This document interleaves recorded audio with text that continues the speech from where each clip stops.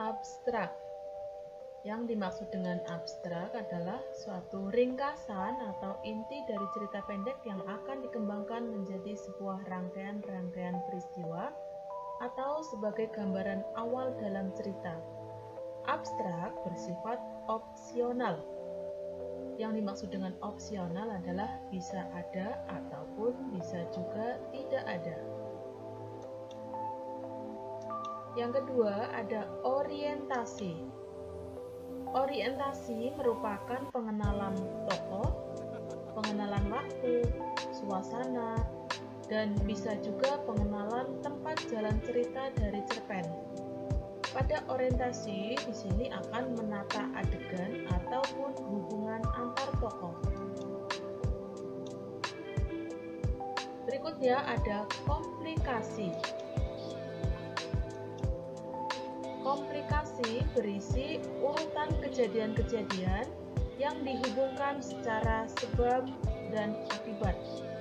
Pada bagian ini disajikan peristiwa awal yang menimbulkan berbagai masalah, pertentangan, ataupun kesukaran-kesukaran bagi para tokoh.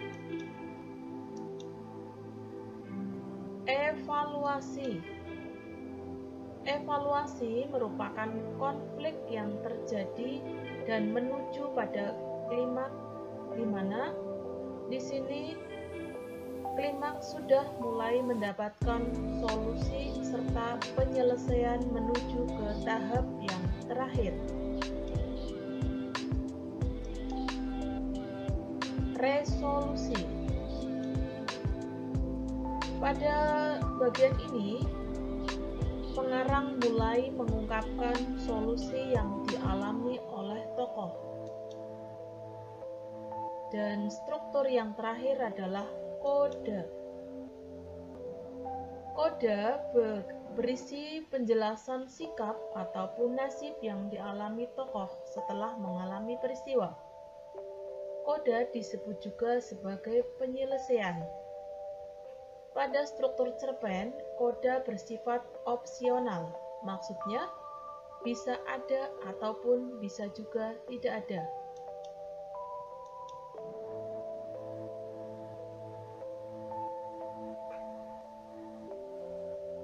Masuk pada bagian berikutnya adalah bahasa pada cerpen.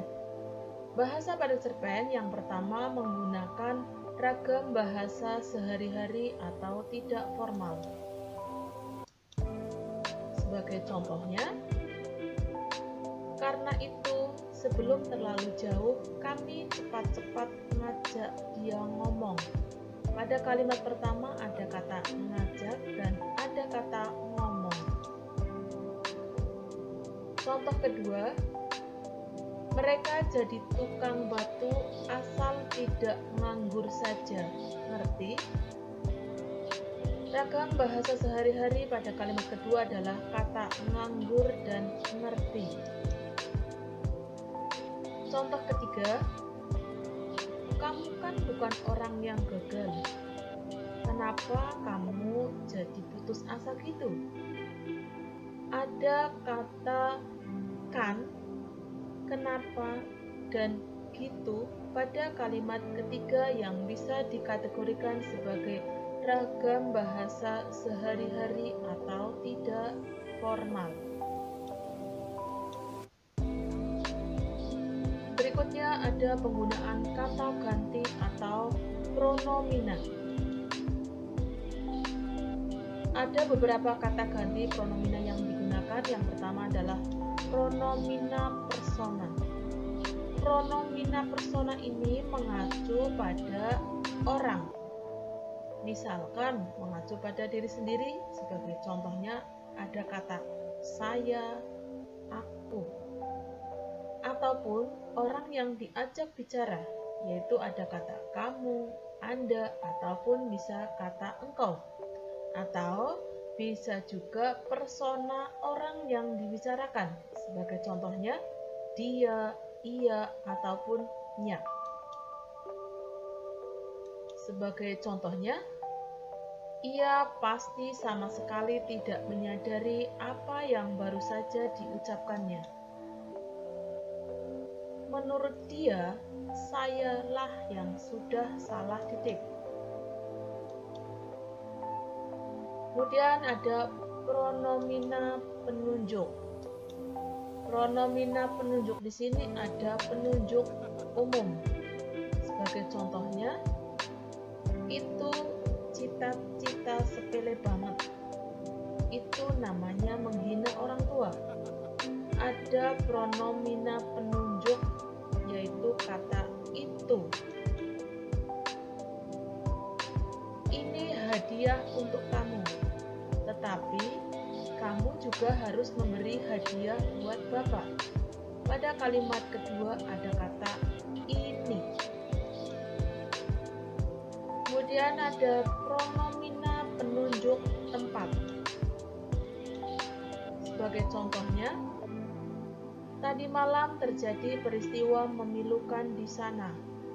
Di contoh kalimat ini ada kata penunjuk tempat, yaitu sana. Di sini sudah tak nyaman lagi. Ada kata di sini. Kemudian berikutnya ada pronomina penanya. Sebagai contohnya, apa enggak ada pekerjaan lain? Pada kalimat ini ada kata tanya apa, sehingga kata tanya apa bisa kita kategorikan sebagai pronomina penanya. Kenapa kamu mau menjadi guru, Taksu? Di kalimat kedua ada kata tanya kenapa.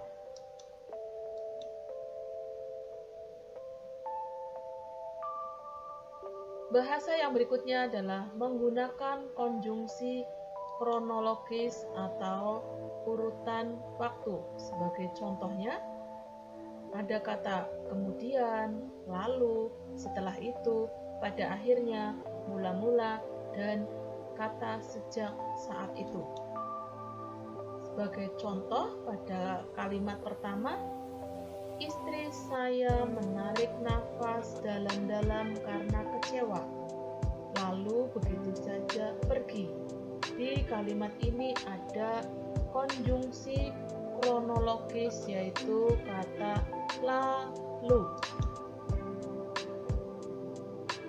Contoh kalimat kedua, bukan hanya 1 bulan, tetapi 2 bulan kemudian kami berdua datang lagi mengunjungi Taksu di tempat kosnya. Di kalimat kedua ada kata 2 bulan kemudian. Contoh ketiga, sejak saat itu saya tak datang lagi. Di kalimat ini ada konjungsi sejak saat itu.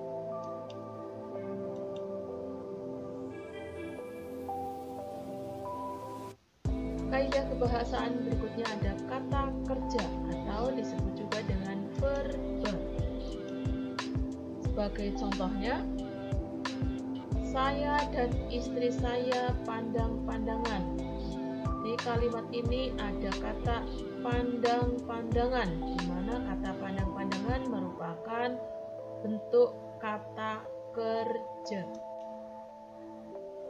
Contoh kedua, kami tinggalkan Taksu dengan hati panas.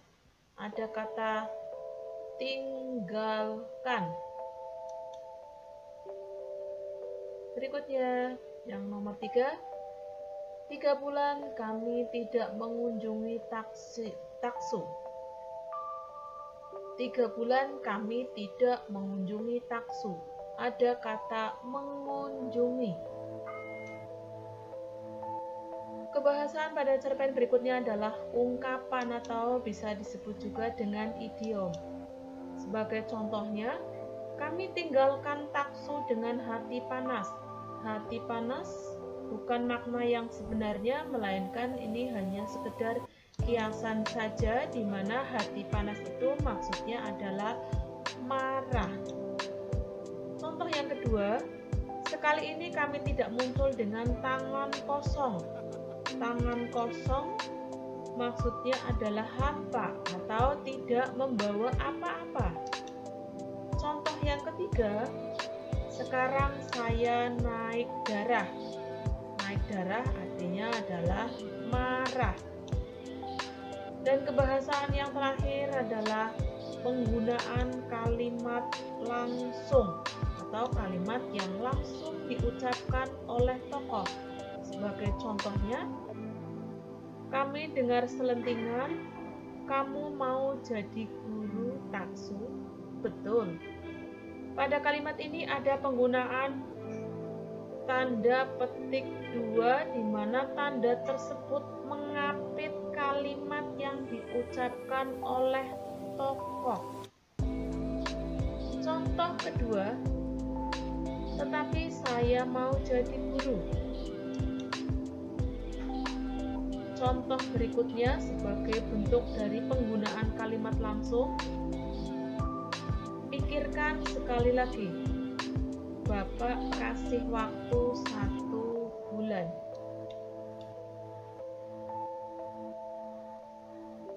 Berikutnya kita masuk pada latihan soal.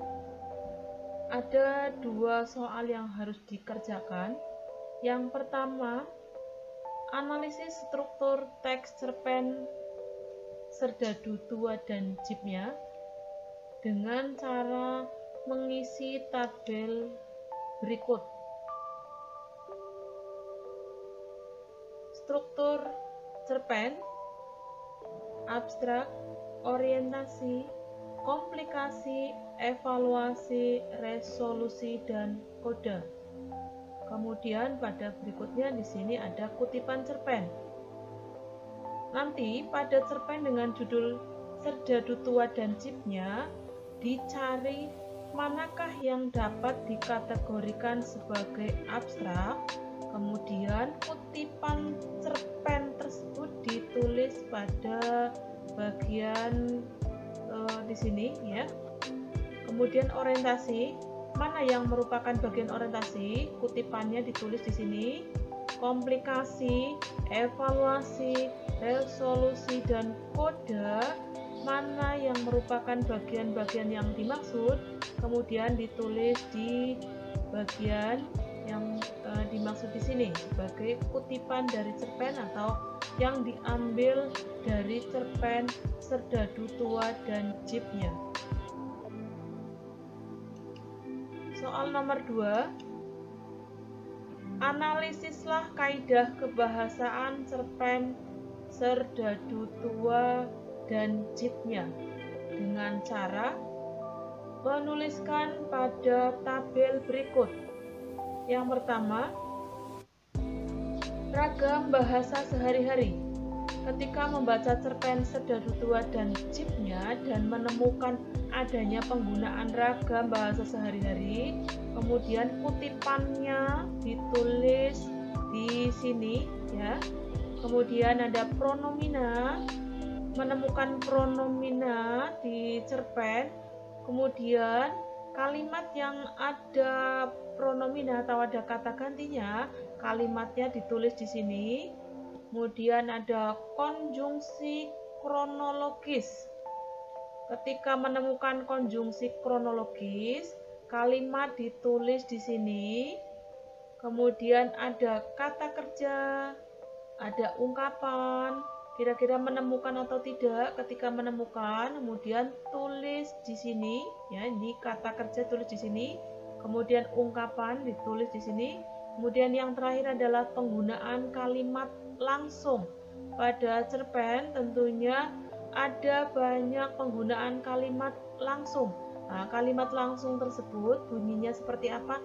Bisa ditulis di sini. Ya, tadi Serdadu Tua dan chipnya.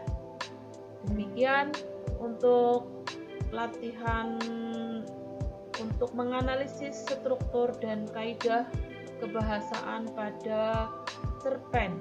Mudah-mudahan dapat dipahami dengan 2 soal tadi.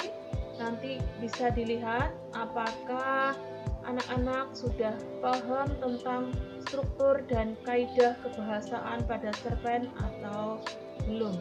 Terima kasih atas perhatiannya. Wassalamualaikum warahmatullahi wabarakatuh.